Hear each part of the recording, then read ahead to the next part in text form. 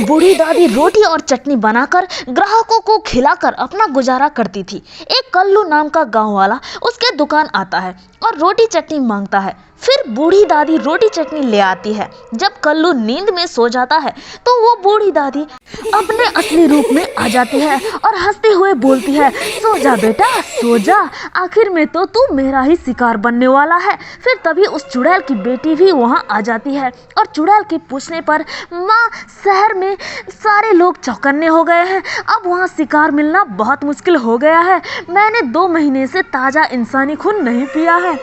फिर चुड़ैल माँ बोलती है, बेटा तुझे तो मैंने पहले ही बोला था कि शहर में क्या रखा है, मैं तो हर रोज गांव में ही रोटी और चटनी खिलाकर लोगों को फंसाती हूँ। फिर चुड़ैल की बेटी शहर जाकर रोटी बनाने वाली बड़ी सी मशीन ले आती है और अब चुड़ैल की बेटी पूरे शहर में अपनी जादुई रोटी का प्रचार प्रसार कर देती है।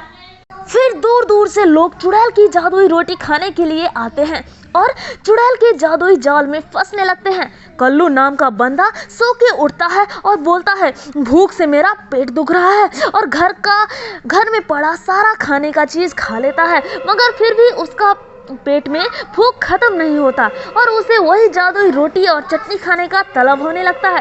अब तेजी में कल्लू वही दादी अम्मा के हाथ के बने रोटी खाने को पहुंच जाता है और अम्मा मुझे जल्दी से रोटी चटनी दो, भूख से मेरा जान निकल रहा है। फिर वो चुड़ैल कल्लू को जादुई रोटियां परोसती है। भूख के मारे कल्लू बहुत सारे रोटियां खा जाता है और अपना दिमागी संतुलन खो बैठता है।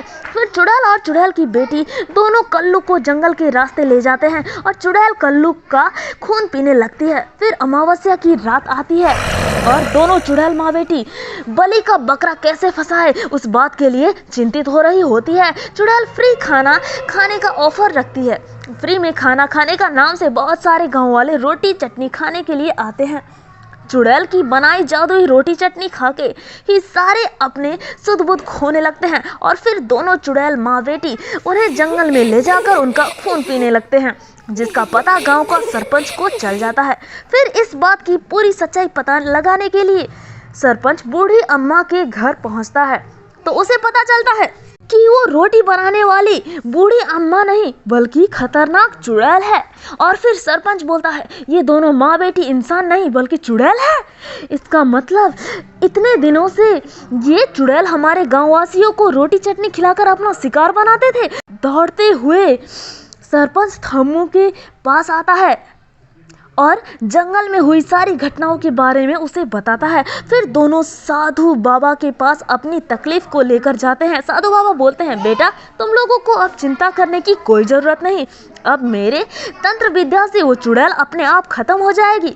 साधु बाबा की मदद से दोनों चुड़ैल जादुई खंबे से टकराकर भस्म हो जाते हैं और गाँव वालों को चुड़ैल से हमेशा हमेशा के लिए छुटकारा मिल जाता है। दोस्तों वीडियो को लाइक शेयर सब्सक्राइब करें और साथ ही दोस्तों आप हमारे इस वीडियो को कौन से देश से देख रहे हो प्लीज़ कमेंट करें। हम भी देखना चाहते हैं कि हमारी वीडियोस को सबसे ज़्यादा किस देशों से देखा जा रहा है।